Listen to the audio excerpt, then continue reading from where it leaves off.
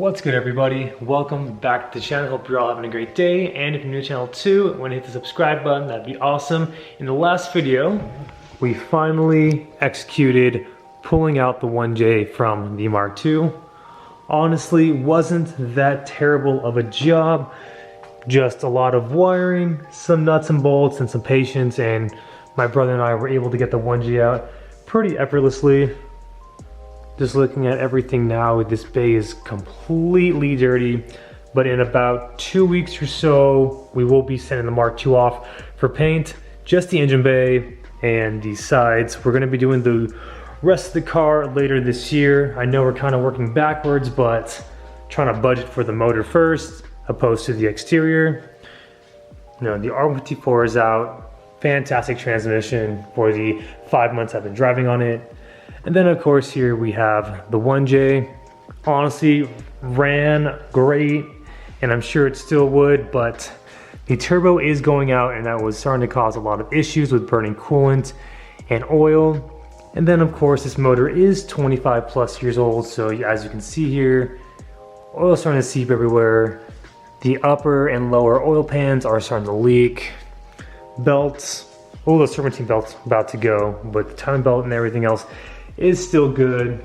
And then just coming around to the intake manifold, just crusty with burnt oil. So in this video, we're gonna go ahead and strip the long block, power wash the long block, and then start picking away at the engine bay. Again, we will be removing everything in the bay: ABS, the hard lines, the clutch and the brake master, this firewall carpet here, and then all the bolts and extra clips that are still in the bay. And I did realize I forgot to show you all a little sneak peek of what we're going to be doing with the engine bay. Though I will not be telling you the color, I will be showing you the flake that we got. So here's your little sneak preview. Tropical Glitz, this is their Rum Runner metallic flake. This is 1 pound. This is good for, like, I think maybe 2 cars or a whole car. I don't know, a little definitely goes a long way, but I went with a small size of the pearl, and then once we do the exterior, I will be doing a more prominent of this specific metallic flake. But I cannot wait to see this in the engine bay. It's going to be sick. But I'm gonna go ahead and put you all on the camera stand, and we'll go ahead and time lapse me disassembling the hot and cold side.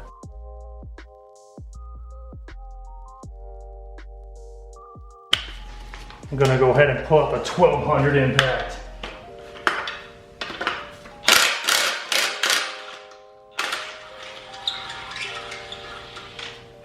Just like that.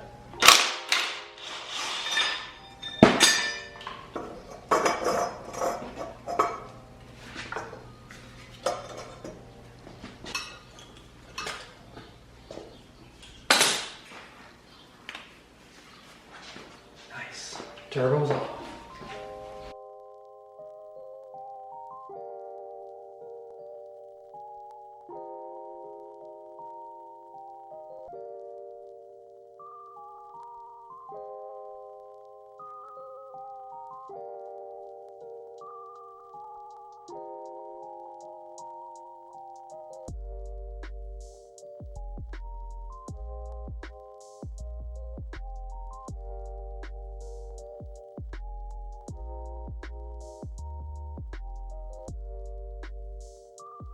All right, everybody, a lot of progress has been made on the 1J.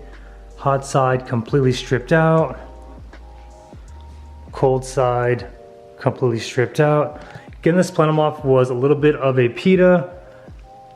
Having the wiring harness being fed to the center of the plenum made it difficult, but managed to get it out with both hands.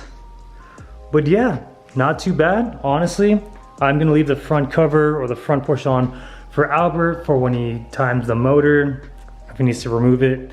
When the motor's timed at top dead center, going to be leaving on the water neck because, again, we'll be pressure washing this, and I don't want to get any water where water doesn't need to be.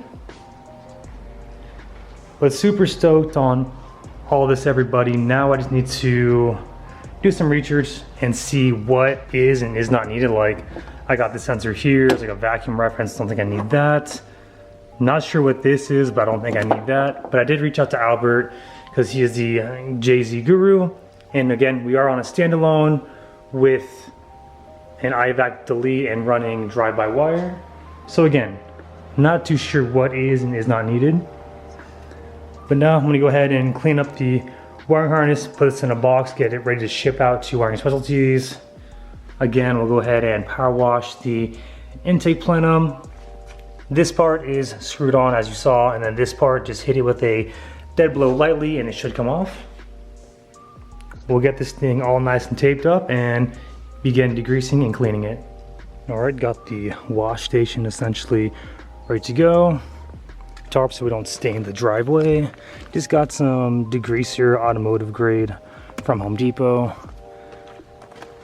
Shoot it on the block, agitate it with this brush, let it sit for a couple minutes, and let's see how much of this grease and grime we can get off.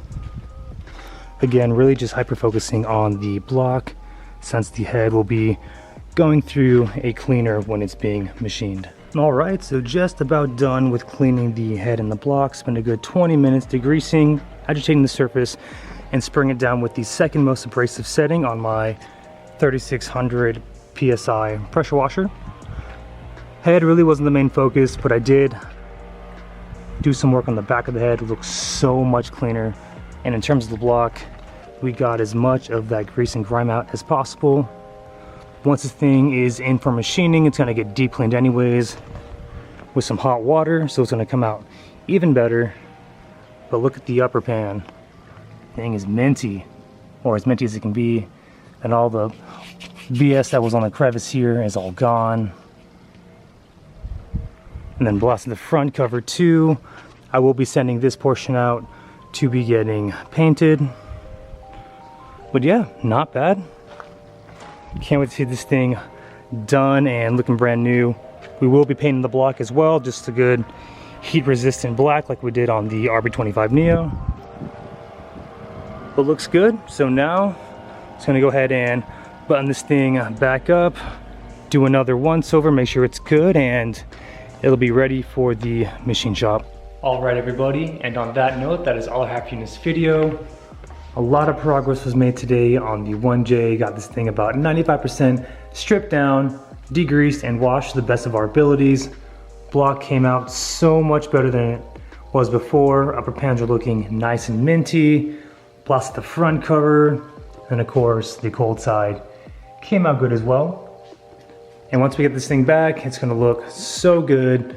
Painted block, pretty much brand new looking head. And then I will be taking the valve covers with me once they're dropped off to get powder coated. And I hope you all appreciate the vision once the motor is done.